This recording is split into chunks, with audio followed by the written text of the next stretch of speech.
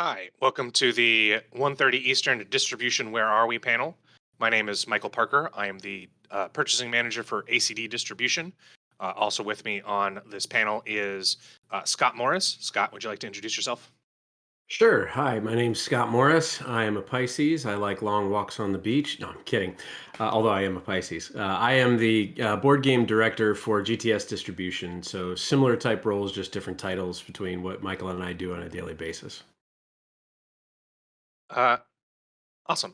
We're here to kind of give folks that want to know what's going up with board games and other distribution elements, kind of an insight as to what we're seeing kind of going on during this crazy year and what that might uh, look like. Has it I been think crazy? I didn't notice. Has it been upside down?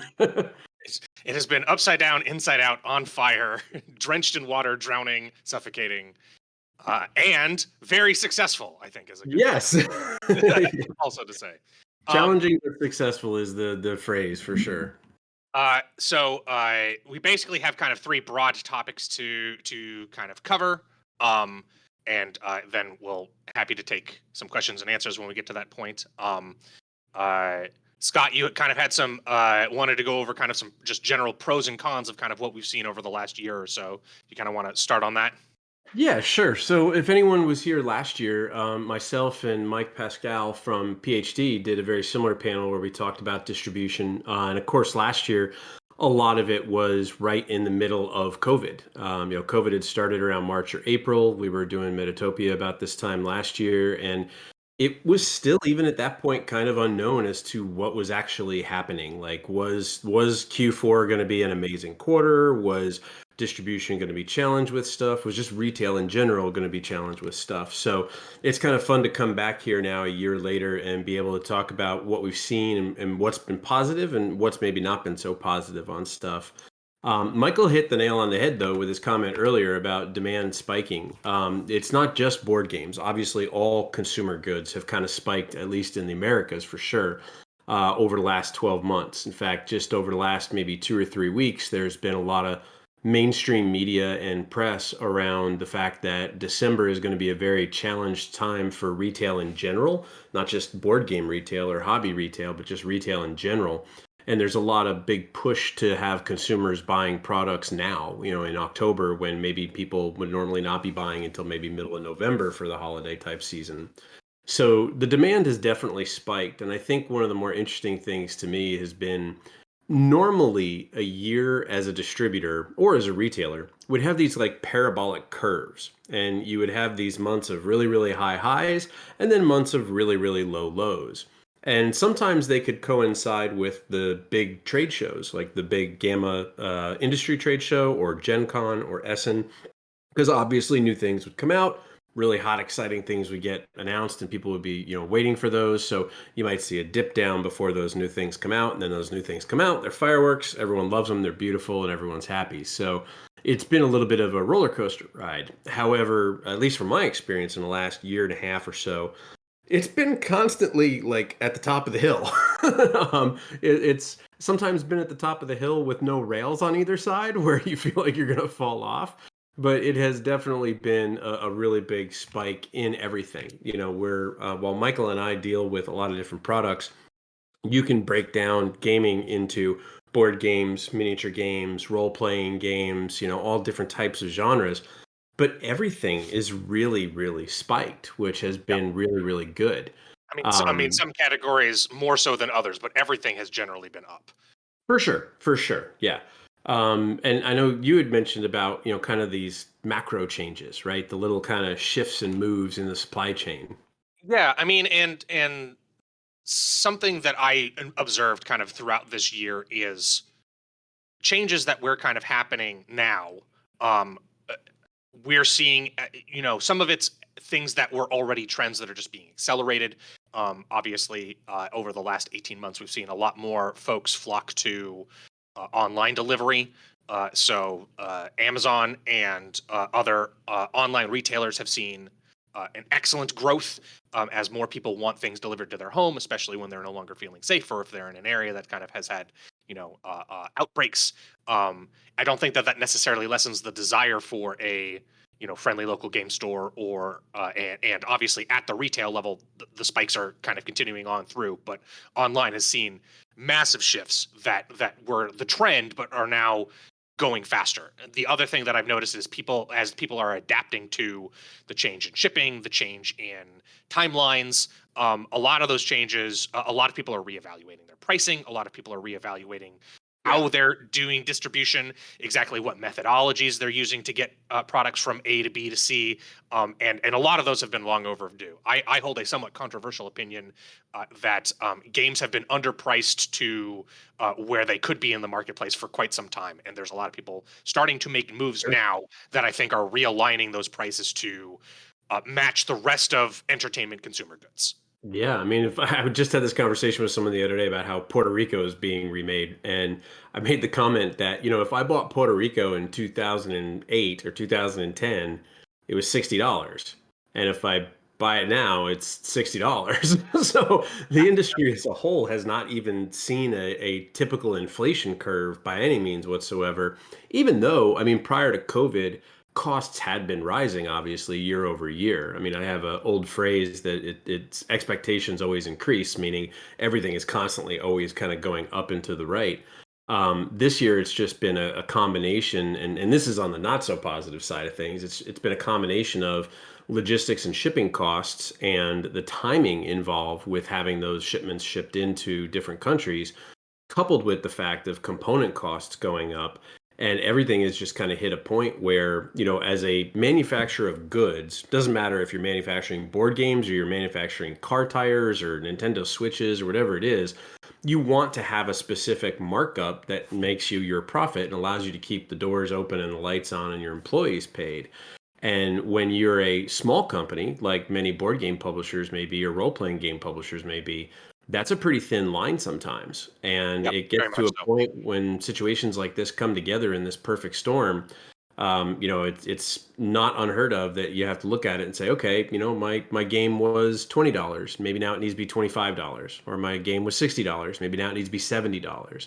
And I think for the most part, I don't know, Michael, you can kind of chime in on any conversations you've had with anybody. For the most part, the retailers and the consumers that I've talked to about this understand it, at least in our market from the board game side of things. They look at it and they say, okay, if I really love a game at $60, I'm not going to like dislike it or hate it at $70. I'm still going to enjoy it. I'm still going to have fun, right? It's just Right. probably going to lean more towards consumers having to be maybe a little more choosy with their dollar, but I don't believe that it's a bad thing by any means whatsoever. Yeah, I mean, and I think that that's the hesitation that I've heard from the publisher side more often than not during this uh, change, during this this reevaluation, is if my $30 game goes to 35 or 40, is there a significant drop in units that is unsustainable to me, right? Like, Right. if they need to make the same profit at a higher dollar but lower volume, right? Like, all of a sudden that's a downward trend that publishers don't want to accept, Right. if they can at all avoid it.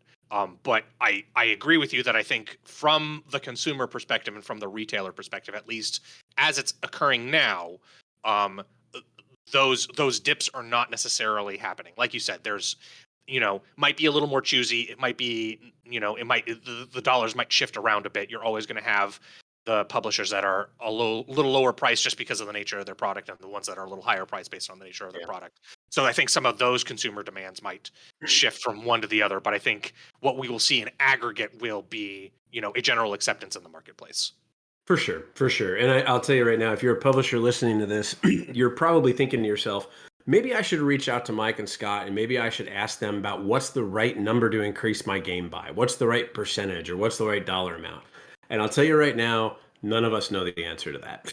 Only you know the answer to that because as a publisher, The answer is, what can you sell it to me for to resell it to the retailer for, and we all make our money. That's the price. exactly, exactly. As a publisher, you've got to be able to look at what's my manufacturing cost, what's my landed cost. The landed cost, obviously, being one of the most biggest impactors right now. I mean, a while back, and not even a while back, maybe a year and a half ago, maybe it would cost 75 cents to a dollar to per game to land a game in the United States. Now I've heard upwards of $4 or 3.50, and that's crazy, like absolutely crazy, especially. Quadrupling of the landed cost adder.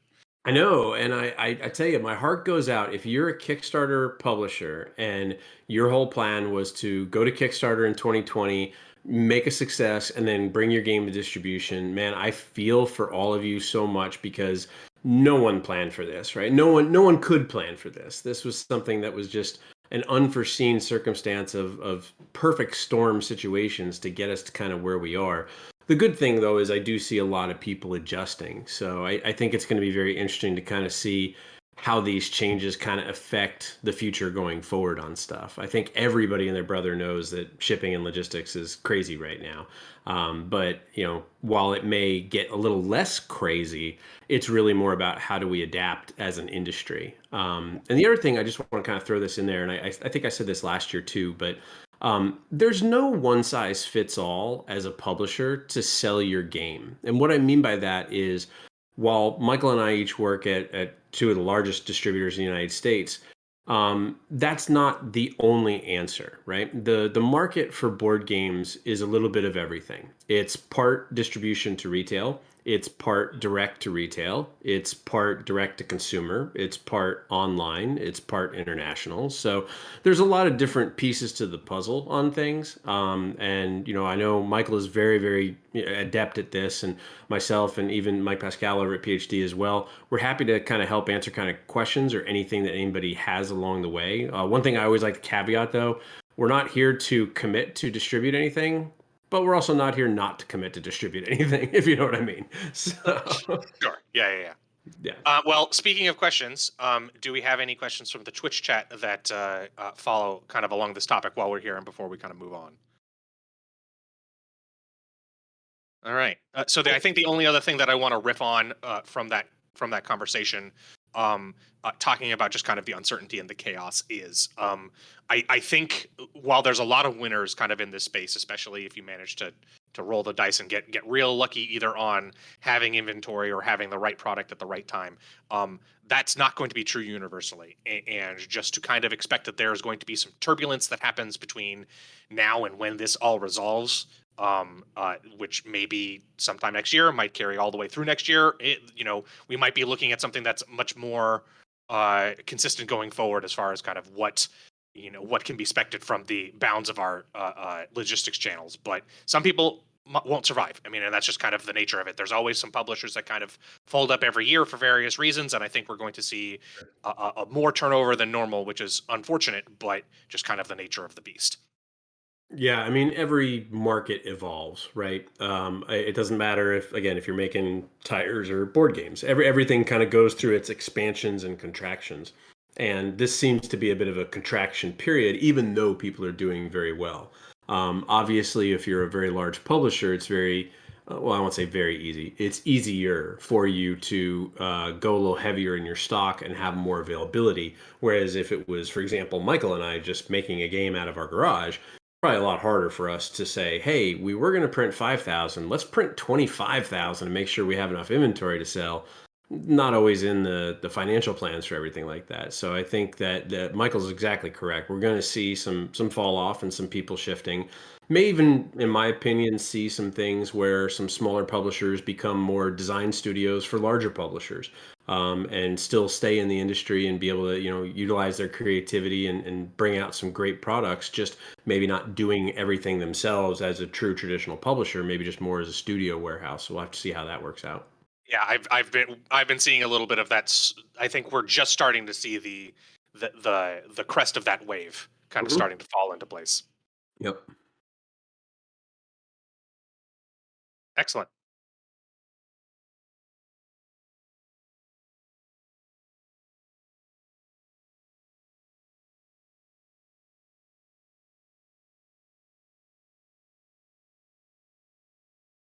Mm, an excellent transition to literally one of the next bullet points on our list. It is. Um, It is. so um, I've been trying. I mean, I don't want to undercut the doom and gloom that some publishers have been foreseeing, because particularly just for their narrow catalog, there's a lot of pitfalls Yeah. currently. Um, the buffer that distribution has always offered and continues to offer is a wide range of choice. I mean, Yeah. ACD offers products from 350 plus manufacturers, and GTS has a similarly robust catalog size.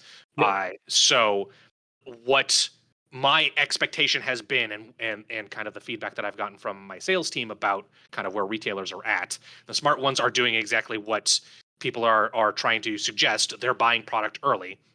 Their product mix might be different than they want. They may not have the exact product that they want, and they may not have the quantities that they want. But as if I'm a retailer and I have an empty shelf, I'm going to fill it with something. Yes. And I think there's some unique opportunities in that. If I'm a retailer, actually, I just talked to a retailer about 2 weeks ago. I live in Kansas City now, and I used to live in Austin, Texas. And one of the retailers that I keep in touch with there, he has done so well this past year that he actually rented out the space next to him in the strip mall that he's in, and he uses it purely for inventory. And if you go to the normal, average, everyday, friendly local game store, there's no back room. There's no That storage. There's catalog is no. something that doesn't exist. Yeah, it just, maybe there's something behind the counter, but that's about it, right? Or And boxes that are just being unpacked right now. yeah, I mean, he literally has an entire, like, I think it was like 3,800 square feet just being used as inventory. And he says that he's constantly, going back and forth and back and forth. But he made that comment where he said that he's starting to find new things that are, or new things that are new to him.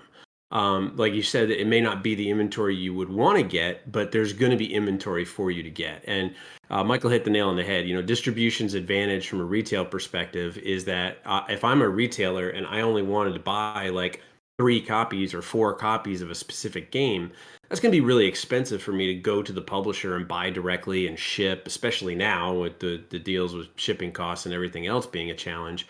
But it's also not really optimal from a management perspective. If I'm a small publisher or mid-sized publisher, it takes a lot of time to create an order, put that order in, make sure that retailer's paid. It's a lot of legwork on stuff.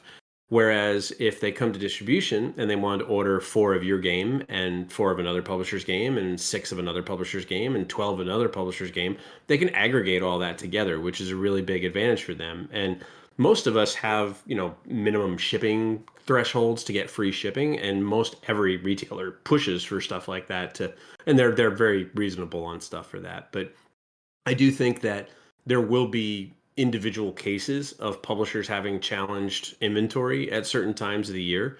Obviously, as the Port of Los Angeles gets even more and more congested and becomes like a connect the dot picture with boats out, parked in the bay out there. In fact, you should do that on your map there, Michael, in the back. Just like put little dots off the Port of LA Yeah, there. exactly.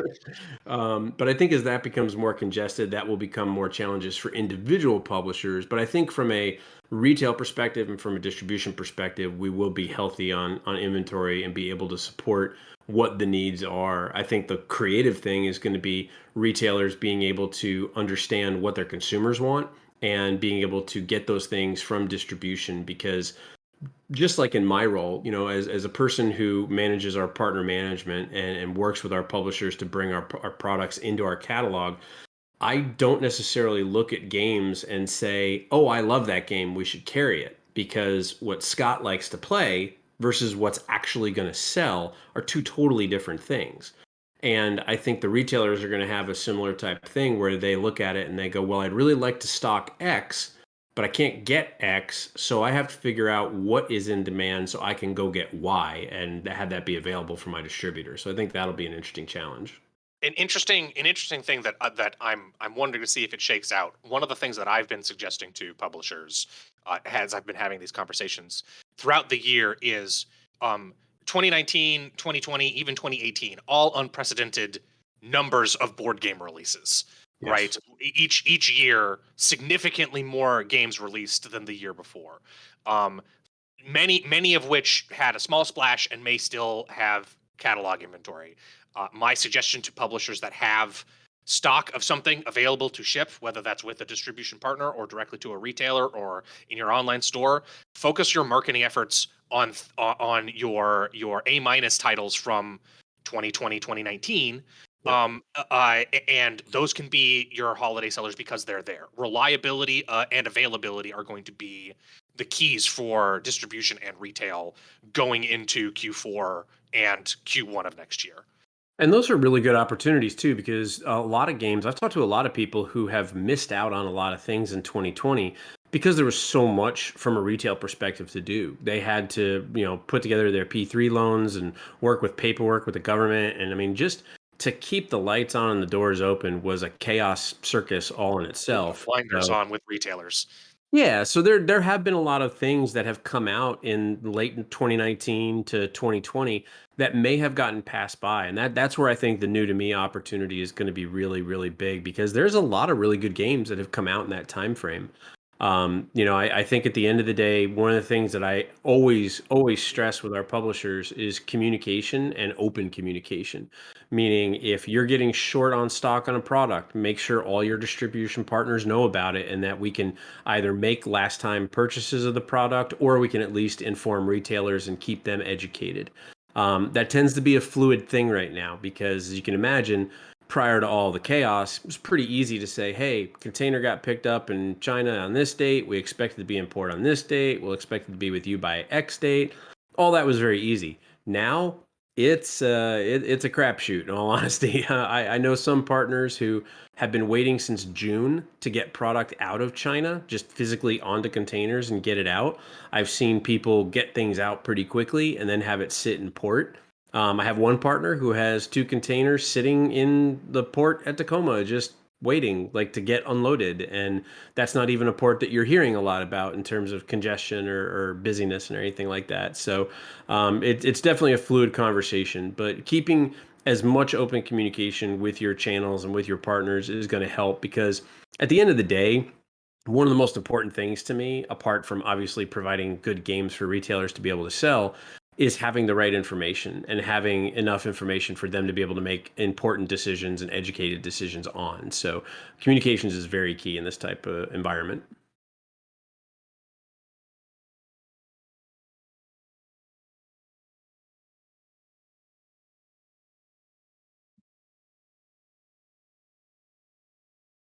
Yep, I was just gonna say I lost you on mute, I think. Not still don't got you. How about now? There you go. Right. Sorry about that. Yeah, I mean, 100% what Scott said. Um, just the shifting timelines. And to add on to that, I think a lot of people are finding new ways to do what they've been doing for a long time, and that is leading to a great deal more uh, misses. Right, there's a much greater margin of error than there Yeah. has been previously. One of the things that I've been experiencing quite a bit is just split shipments. And things where I'm expecting X and I get half of X and the other half is lost in time and space. Um, Yeah. and maybe it'll show up next week. Maybe it doesn't show up and it's lost and gone forever. I mean, at least as far as we've now been in this for several months, and I wouldn't call old hat, but it is no longer something that I'm losing sleep over. I do, and I find what I can fix, and then move on and make sure that everyone through the line up and down knows. Okay, this is my status on this. So I am hoping that there is just a greater level of understanding about the chaos that currently exists, and giving everyone a little bit more slack than they normally would. I mean, and that's kind of hopefully up and down the entire chain, retailer all the way up to publisher. Yes, being kind is a free action. So Yes, indeed. Unfortunately, also is crying, which is also happening a lot recently. So yes, it's yeah, as you said, there are a lot of sleepless nights on different things. There's a lot that goes into this, right? Michael and my job are not just, hey, that game looks cool, let's buy it. Like I wish it was. That would be amazing if that's all it was. But we're kind of jack of all trades and masters of some. We are logistic experts. We're logistic managers. We are shipping and importer of record receiving managers. We fill out spreadsheets all the time. We make marketing plans. We make marketing timelines. We work with multiple different facets inside of our company, right? So I've always looked at what I do, and Mike, you might agree with me or not on this, but I've always looked at what I do as kind of like the product group for GTS, right? It's my job to work with the partner managers, find the right games, find the right products, but also advise them and give them insights as to what I'm seeing in the market space for us with what retailers are asking for. And then on top of that, it's all the other fun stuff of logistics and management and all those other things. And when you have so many balls in the air like that, it becomes a circus to kind of keep them juggling. And Yep.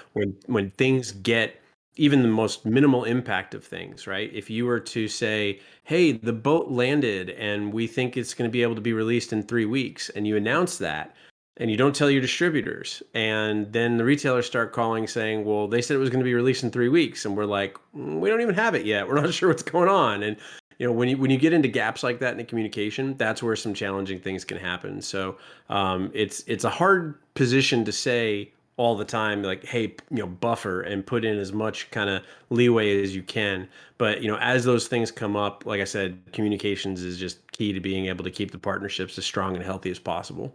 Yep, absolutely. I mean, I agree with you 100%. Although my analogy is always spinning plates as opposed to juggling, but it's Sure, same stress. same difference. Um, you were speaking about marketing plans a second ago, and I think that's a transition into talking about kind of where marketing and the marketplace are, which is Sure. another role that we help facilitate is helping communicate to the retailers as effectively as possible what your product is, how it's coming, all of those types of things, and um, it has been challenging to say the least that all of this logistics changes has also affected all marketing plans forever. Um, uh, that if I had a game that I was anticipating to release in June and I had my marketing all staged for it, and it gets delayed until August or September, well, my marketing plans that were set for a product that was arriving in June are no longer relevant for a product that I'm not going to get for 3 more months. Right. So, something that we have been seeing a kind of a twin experience that I've been seeing is that there's a lot of marketing limbo on the publisher side about how to effectively communicate about a product that I don't have any dates or updates on, but still want to generate buzz. But you can't keep the hype train going indefinitely. So how Right. do you balance that with the other side of the coin is a little bit similar to what I think folks experienced in 2020. 2021 retailers are, I wouldn't call it heads down because they're paying more attention to things than they were in 2020 when it was absolute chaos, but Mhm. their focuses and priorities are different, so they may not necessarily be paying attention in the same ways, or they may not be looking for the same types of promotions, or they may not be trying to take advantage of the same type of opportunities that they were in 20, from 2019, 2018. So there's a lot of new questions that, I mean, if I had a silver bullet answer for, I would be sure to provide it to anyone who asked. But it's like Scott said, communication, just trying to figure it out and make the best plans that you can.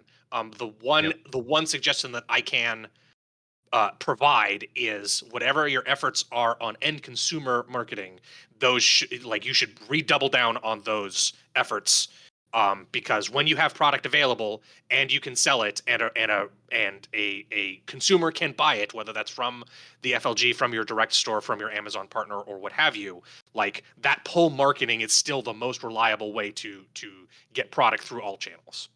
Yeah, I've seen some interesting things happening and how people are attacking that. One of the bigger challenges we've kind of run into is there's been some publishers that have tried to do early releases for brick and mortar stores or storefront stores. And they'll normally do like maybe like a 2 week gap, right? Like they'll bring in their games. They'll say, okay, storefront stores can sell it on the first, and then all other general retailers, online retailers can sell it on the 15th. And that's been a challenge because there's been such a gap in the time of this product being paid for and leaving the manufacturer in China to going through its cycles at the congested ports to getting in, that even though it doesn't seem like too long, of maybe like 14 or 15 days, that's quite a bit in terms of the cash flow, and it can impact people pretty heavy. So I've seen that be a marketing thing that we've actually seen people kind of move away from, and shifting more towards kind of release upon receipt type thing.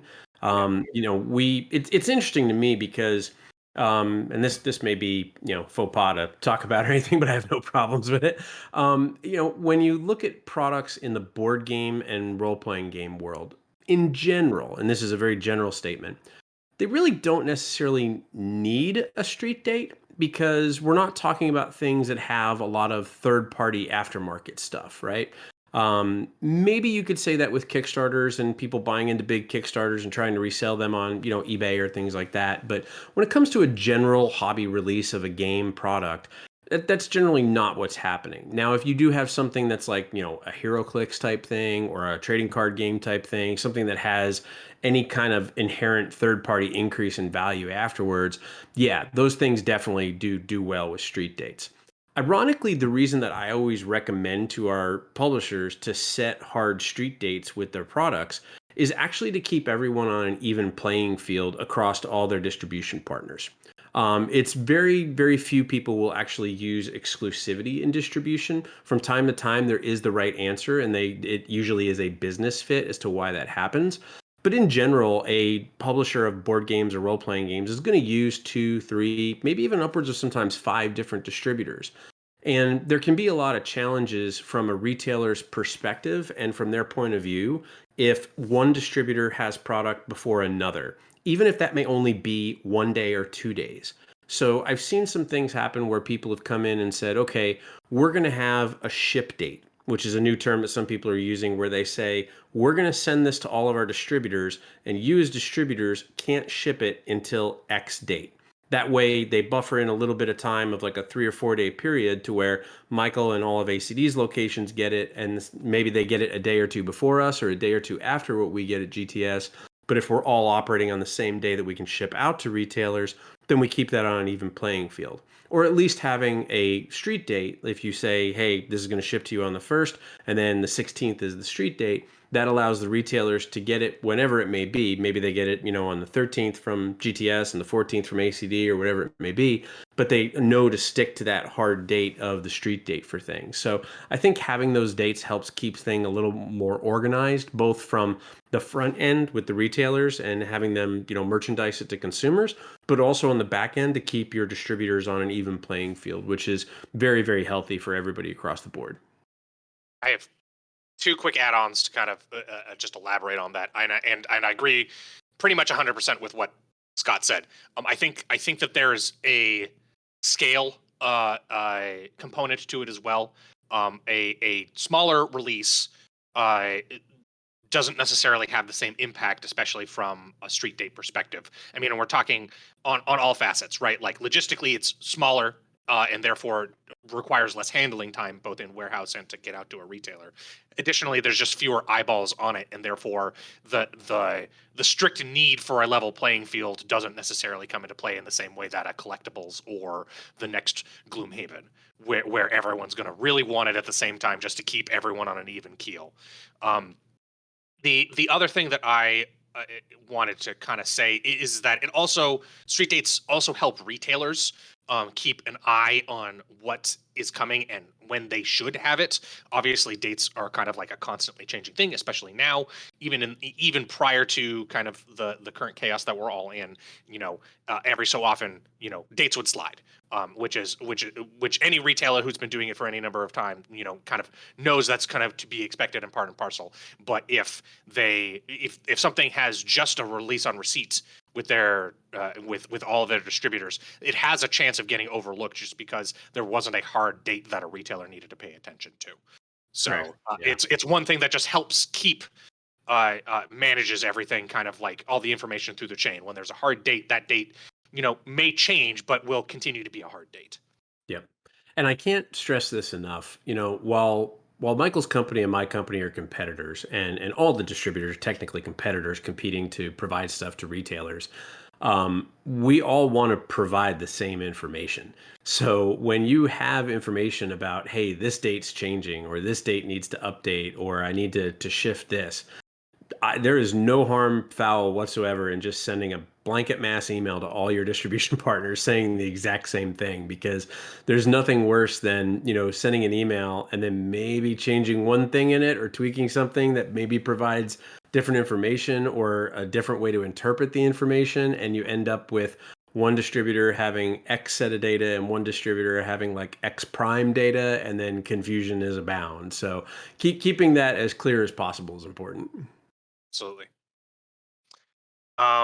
Anything else you wanted to kind of dig into on kind of the how those changes are, currently affecting kind of the throughput to retail? Yeah, in terms of throughput to retail, I think we've covered quite a bit of it. I think for me, the big thing is a lot of people have juggled the plates or spun the balls or whatever analogy you want to use.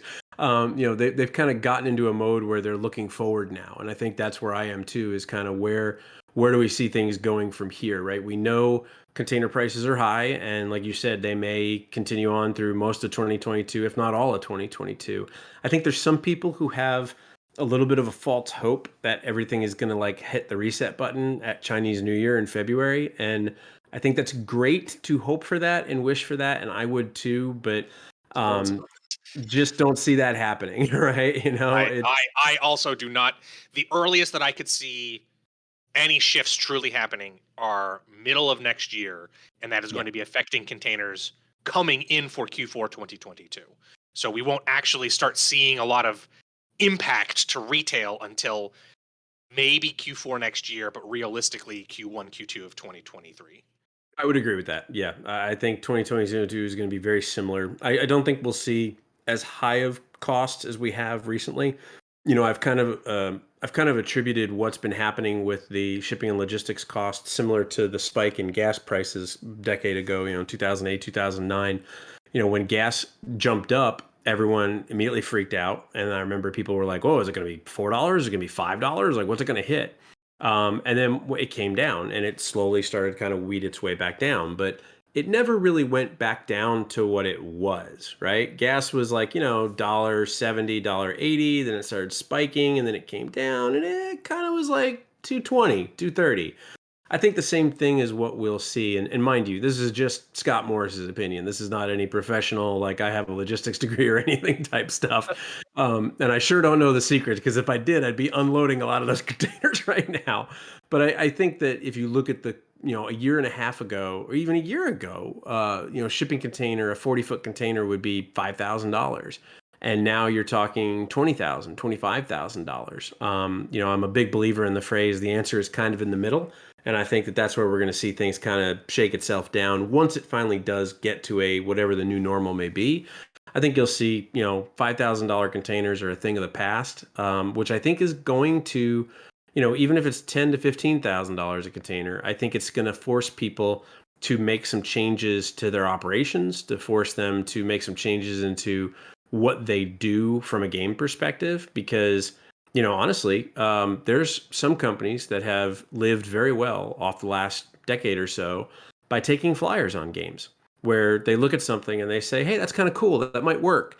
And they have enough money from maybe a foundation game or an evergreen game where they can turn around and say, okay, let's print 2,500 of these or 3,000 of these and see how they work, because it wasn't that expensive. But now with those costs being so high, I think it's going to be a lot more picky and choosy for what people do with things like that. Yeah, the only thing that I would kind of add is, I mean, I've talked to some people who were getting quoted significantly higher prices than Scott mentioned a moment ago. The worst quotes that I've heard are upwards of 40,000, depending Ooh, on whether you had. I mean, and to a certain extent, it's all about the relationship with the broker and the forwarder you're working with. And if you didn't have those sure. relationships, you were at the back of the line and top of the pay scale. Yeah. Um, so I do not imagine that those prices are going to stay at those high levels. I think that we will see them somewhere between 10 and 20 as the level out price. When we get Yeah. to that point, I don't know. But we're going to continue to see that hopefully things level out along those lines. And 40 is a lot, man. 40 is a lot. 40 The is a worst lot. I the mean, worst you that were I you were heard talking is earlier about people that were having trouble getting their product out of China. There are people who are having trouble justifying the cost to get their product out of China, regardless of whether yeah. they could even find a container. Yeah, the highest I've heard to date so far was about 34, 35,000. I did have one partner who unfortunately his shipment was small and it was only fitting inside a 20-foot container. And the we went to I think we tried to help them close to like seven different, shippers and logistics companies. And one guy flat out told me, he said, "Man, I don't care if you're shipping the Ark of the Covenant. I don't have a 20-foot container." I was like, Very much so. what if it is the Ark of the Covenant, though? I was like, so Yeah, I it's mean, been the pretty name of the good. game is the Ark of the Covenant. How could you pass on that, right? That's right. Yeah, it's going to be phenomenal. Look for it in stores next holiday, right? Um, Something that you had mentioned in our kind of pre-conversation was the nature of games to a certain degree. I think also will evolve, and I think that's something that is absolutely true. Where we had seen a trend, uh, basically in the late 20 teens for these big box experiences, right? Big miniatures, Yeah. big boxes filled with a lot of air, lots of room for expansion. Lay's Um, potato chips. Yep, exactly. Uh, uh, I think we're going to see a lot of people either repackaging their product Yeah. or just designing their product in a lot more in the Munchkin size or the Silver Line Yeah. size box. I think you're going If to see a lot you of 10 by 10s and a lot of 12 by 12s and a lot of 8 by 5s. Yeah, I think, that's definitely something that will be beneficial for everybody. And I don't know if everyone really understands how beneficial that can be. I always kind of joke, I have over 900 something games just in my own personal collection at my house, and it's always like a game of Tetris trying to put things on my shelf, right? It's what fits. This box is not this size, and that's kind of off and everything. There's no standardization whatsoever in the industry when it comes to box sizes. And a lot of times the box sizes are being the decisions on what size are being made because of some specific component that has to take up a certain amount of space, usually a board or maybe player boards or something along those lines. But when you look at something that is, let's just say you looked at something that was in like the size of a box like Carcassonne, and you look at what's inside of it and what physically actually like you could condense it down to. And if I'm a publisher with a game that size, and I could potentially take that down from a Carcassonne size box to a Munchkin size box, maybe knock 15-20% off the size of the box itself, still probably be able to keep it at the same SRP and be able to fit more units on the boat or on the container, that's going to be a financial gain for the publisher for sure. But even Yep. more so, it becomes a gain on the distribution side and the shipping side, both for your distribution partners and for you shipping that product out. Because your box is smaller, your box is denser, you're going to be able to fit more into a box or into a case to be able to ship out. The dimensional shipping weight in distribution is a killer right now. If you were to look at just a 12 by 12 by 12 square box and you fill that with trading card game product versus you fill that with board game product, the amount of difference in those two things is gigantic. I mean, in terms of like how much Yeah, from product a you're actually value, yeah, from a value per square foot, 100%. Exactly. Yeah. So I think the publishers getting denser on their box is actually going to be a much healthier thing for the industry overall. I mean, honestly, just as a fan, just as a consumer, there's nothing more frustrating to me than being able to open a game that's like the size of Carcassonne and then looking at it and going, wow, this fits in a deck box. I could condense this down to fit inside of this, right? That's something I think that people are gonna have to look at for sure. I mean, there used to be a fairly standard when I was at my retail store about like, oh, does this pass the heft test, right? Do you feel good picking it up? And I think we are going to get a lot more games that are denser and for their size definitely pass that heft test, but maybe in a much more compact size. Yeah, and I do think that, like you mentioned about the big box experience type thing, I think that will still continue, but I think that that will continue from a crowdfunding perspective.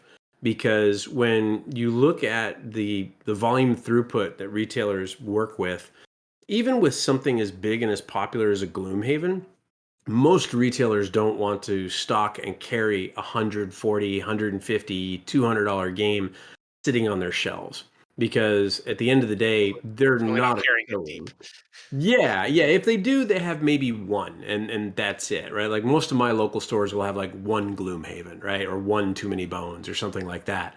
But they're generally not stocking three or four even of those things, and there's a primary reason for that, right? It's a big amount from a cash flow perspective for a retailer to put out on several units like that. It's a lot of retail space that they could be putting a lot of different games in there, and again, dimensionality, be able to sell a lot more smaller games than one bigger game. And I think that experience will still continue and it'll be there for a crowdfunding perspective. I think the really creative thing that's going to come out of that is the people that will really exceed, like past the $1 million Kickstarter thing, if I got a bloated game with a bunch of minis, are going to be the people that can not only deliver that product, but also look at how can they deliver a similar gaming experience to a retail consumer who may not be involved at all with crowdfunding whatsoever, and be able to provide a product. And you notice I'm not saying game, provide a product to the retailer that is going to be a good value for them to invest in and a good object for them to be able to resell to their consumers that'll be in demand, because that's where I think you'll really kind of have the magic come together. I mean, I've seen a handful of people experimenting with deluxe editions versus the retail edition of products on a Kickstarter, and I think we're Sure. going to continue to see I think we're going to continue to see that where, you might get the big box experience if you back the Kickstarter, but that's going to be decoupled a lot, with whatever their distribution looks like, where maybe you don't get, maybe there isn't an expansion pack that has all of the minis at distribute or at, Yeah. retail or things like that, or the retail size box doesn't have all of the deluxe tchotchkes or things like that, but it's still a good game experience. Like you said, it's the product that's right for the space. And I'll tell you, I mean, it's we tend to, I mean, anybody, just as a human being, you tend to live in a bubble sometimes, where you know your world and everything about your world, and that's all you think and see, and that's it. But it's pretty amazing to me how many people are in the board game hobby, but don't even know what Kickstarter is, don't even know what crowdfunding is. Even when we see products or projects that have 10,000, 12,000, 15,000 backers, you think to yourself, wow, that's amazing. I mean, some board game publishers don't even print 4,000 copies of their games, and these guys have 15,000 backers just from this one game. And I still, even just as recently as last week, there's a couple that we know here locally who are great friends of ours, and we have played games like for a very long time, and enjoyed playing multiple different types of heavy and light strategy games. And I made a comment about receiving a Kickstarter, and the husband went, "What's Kickstarter?" And I went, "What?" And I'm like, wait a minute. How do you know what Kickstarter is? We've played this and this and this and this. And he's like, "No, I didn't realize that. I thought you just picked them up from, a local retailer or something." And he mentioned about how he always Game, goes right? to a local retailer. Yeah, it's pretty comical. And I think that's, back to my earlier comment about how there's no one size fits all. If you think that you're just going to live on Kickstarter, yes, you could be very successful with that. But there's so much more than just crowdfunding. Just like there's so much more than just being in distribution. There is a very, very big market out there for board games, and there's a lot of opportunity. And I think it's just a matter of doing the right things for your product and for your consumer base and your community to get that magic happening. Where, like Michael said, doesn't matter if you're going to a retail store or online or Amazon, as long as they know about your game and they know to seek out your game, that's where you can start to have the magic happen. And then working with the right partners, you're doing the consumer marketing, you're making the awareness, while us as the distributors are working with the retailers to make sure they're aware they can get the game from us. That way, when someone walks in and says, "Hey, I want to get the new whatever zombie werewolf mermaid game that is awesome," like they're gonna go, "Oh yeah, I need to call ACD, or I need to call GTS, or I need to call my partner to get that." So that's where the magic comes together. I think there's Yep. I think there's one more piece that I wanna touch on, before we kind of open the floor to questions, and that's, we focused a lot on kind of board games, and that's what a lot of the communications happening. But obviously, as we said, kind of at the top, this is kind of happening very wide to a great deal. The thing that I will point out is that if you have the ability to either make domestically because you're doing a role playing book, or it's a really small card product or things like that, where you can get a faster turnaround. Obviously, there is some competitive advantage and opportunity that can have to you, but also, if your partners are in Europe, or if you're a European publisher looking to get things across, that that is less. There's still challenges, but it is less challenging in the current environment, and I think there's a lot of opportunity for categories that focus in that space, whether they be collectibles or smaller card games or RPGs, book publishing. I mean, there's a paper shortage going on now, so there's an entire separate section of challenges along those lines. But I've had significantly fewer delays with my folks that print in Canada or print in Estonia or print in Germany, and their product being more readily available than their counterparts that are printing in China. Do we have any questions from the chat that we haven't covered?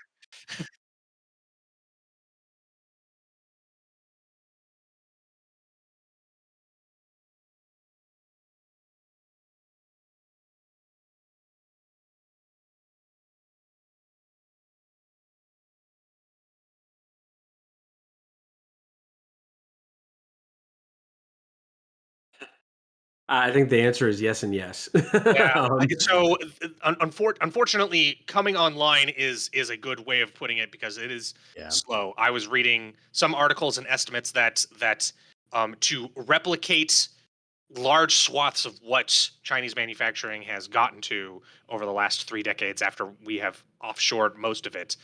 We're talking, between a 2 and 5 year turnaround for the largest players to get Yeah. anywhere near the same volume or quality. So this is not a quick fix, but there is some manufacturing and publishing that never left. Book publishing is an Mhm. example where, just based on the goods and the weight density, it still makes a lot of sense to print somewhat domestically, especially for smaller things, or depending on how you model your pricing. Similarly, there is still domestic manufacturing for some cardboard and cards. So if you rely on plastic pieces, you're a little SOL on kind of just the component nature of the product. But on the flip side, the reports that I've heard from people that have already been partners is those partners are also over capacity with a backlog for a great deal of time. So Yeah. the pivot will not be quick. Yep. No, you nailed that 100% on the head. That's perfect.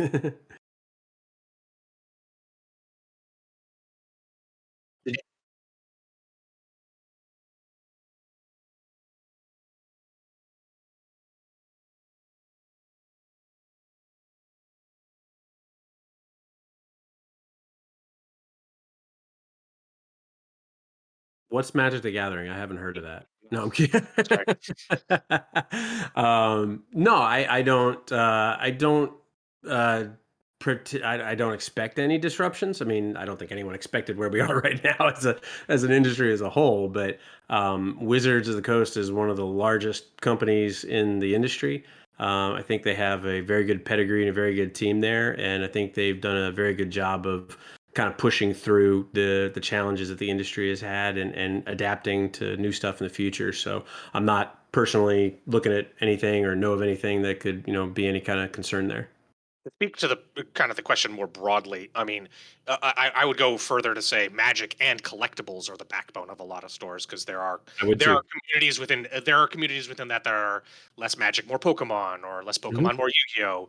But if you were to take that category as an aggregate, the majority of those publishers have a large component of their supply chain fairly well siloed and fairly domestic. Yeah. So while we've been seeing unprecedented demand that has led to a lot of delays on that side, it is a lot less because that their product is stuck in China, and a lot more of that they just can't print enough. Yeah. Uh, so I think kind of all sectors along the collectibles end is still ripe for some good elevated growth ongoing, and to a certain degree, the rising tide will lift all products.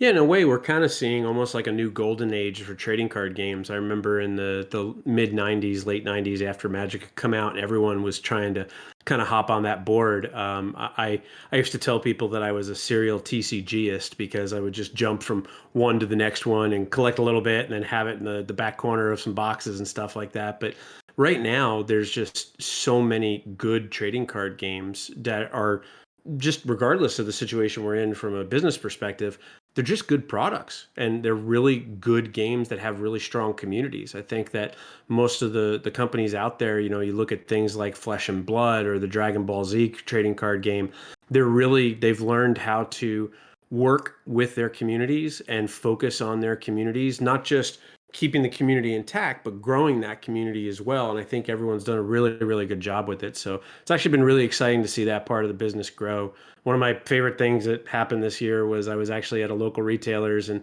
we were talking about Pokemon being hard to get and how it was very challenging at the time. And he said, I tell you, Scott, everybody that walks in here wants Pokemon. And no sooner did he put the period on that sentence that a woman walked in the door and the first thing out of her mouth, "Do you guys carry the Pokemon trading card game?" And I was like, "Yep, you are not wrong, my friend." Awesome. Andy, do we have any other questions? Okay.